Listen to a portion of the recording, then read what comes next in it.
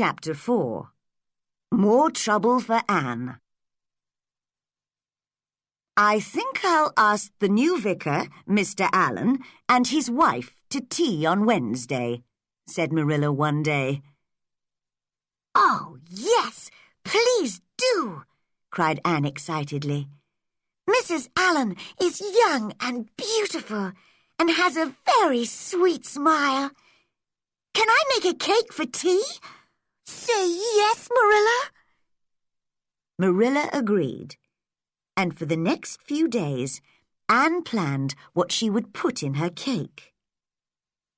"I do hope it's going to be a good one," she told Diana. "Sometimes I forget to put in the right things." "You made a very good one last week," said her friend. "I'm sure it'll be all right." On Wednesday, the tea party started very well. "These are very good cakes, Miss Cuthbert," Mrs. Allen said to Marilla. "You have been busy."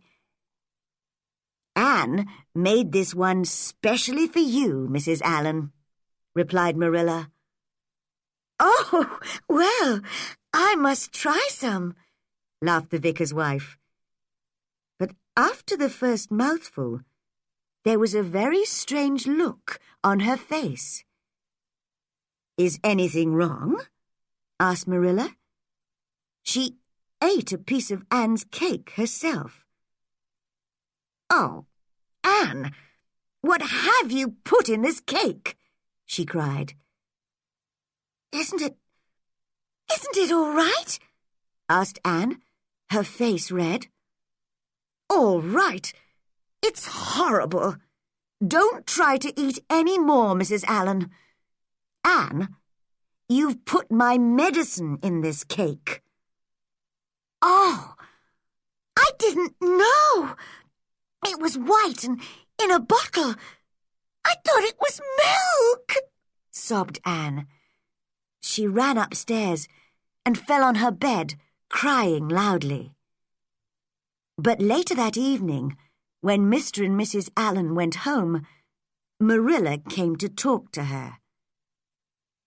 "Oh, Marilla," cried Anne. "Everybody in Avonlea will laugh at me for putting medicine in a cake." Marilla smiled and touched Anne's hot face. "No, they won't, Anne. Mrs. Allen wasn't angry, you know. She said it was very kind of you to make her a cake, and she's asked you to tea at her house." "Oh, so she's forgiven me? She is nice, isn't she?" said Anne thankfully. "Why do I get into trouble like this? Perhaps I won't make any mistakes tomorrow." Marilla shook her head, still smiling. "You'll think of something, Anne. You're very good at making mistakes." Spring came with its bright green leaves and early flowers. One April evening, Marilla came home late after visiting friends. She found the kitchen empty and no supper on the table. "Where's Anne?" she thought crossly. "I told her to get the supper ready." She hurried upstairs to Anne's room and found the girl sobbing on her bed. "Don't look at me, Marilla," Anne cried. "I know I'm bad. I know I am." "What is the matter?" asked Marilla. "Are you ill?" "Oh, Marilla, I just want to die. Look at my hair." And Marilla saw that Anne's long, thick red hair was now a horrible, dark green. "Oh, Anne," she said, "what have you done now?" I bought a bottle of something special from a man who came to the door. He said it would change my hair from red to black. Oh, I know it was stupid of me, but what shall I do? They washed Anne's hair again and again, but it was still green. Anne stayed at home for a week, saw nobody, and washed her hair every day. But at the end of the week, Marilla said, "I'm sorry, Anne. We'll have to cut it all off. You can't go to school with green hair." Anne had to agree. Perhaps this will teach me not to think about being beautiful, she said sadly. Everybody was surprised to see Anne with very short hair, but no one learned the secret. And some weeks later, there were some new, darker red curls, which pleased Anne very much. That summer, Anne and her friends often played in an old boat on the river. Today, let's imagine that I'm a prisoner, and I'm escaping from prison by boat, said Anne. I'll hide in the boat, and the river will carry it down to the bridge. You're my family, and you must meet me at the bridge. The other girls agreed, so Anne got into the boat and hid under some coats. Her friends pushed the boat off down the river and ran across the fields to get round to the bridge.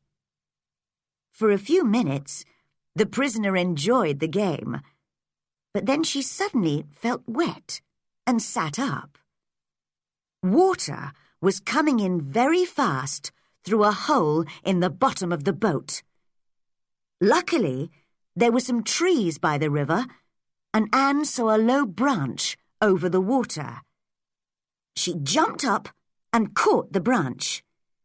The boat went on without her, and a few seconds later went down under the water.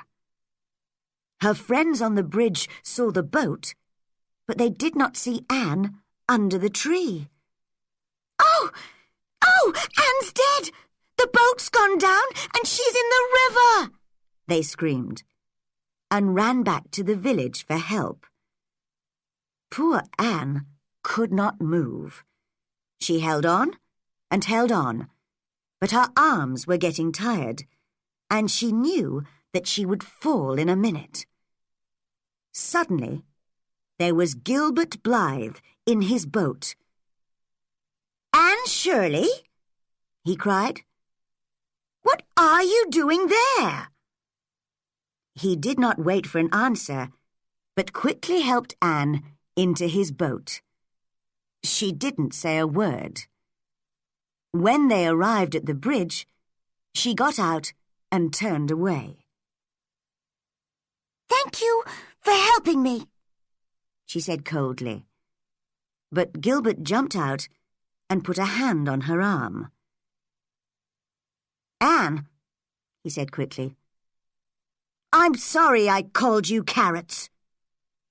It was a long time ago. I think your hair is really nice now. Can we forget it and be friends?"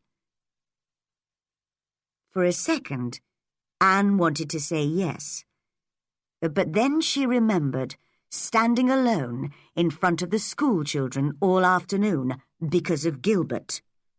She would never forgive him for that. "No," she replied coldly. "I shall never be your friend, Gilbert Blythe." "All right." Gilbert jumped angrily back into his boat. "I'll never ask you again, Anne Shirley." Anne walked home with her head held high, but she felt strangely sad and wanted to cry. "Why are you always in trouble, Anne?" asked Marilla, when she heard about Anne's adventure. "Well, I think I'm learning, Marilla," answered Anne. "I learn from my mistakes, and after today, I won't use my imagination so much. I don't think Avonlea is the right place for imagination." "No, it isn't," agreed Marilla, a little crossly. When she went out, Matthew, who was sitting quietly in his corner, whispered to Anne, "Keep a little imagination, Anne. Not too much, of course. Just a little."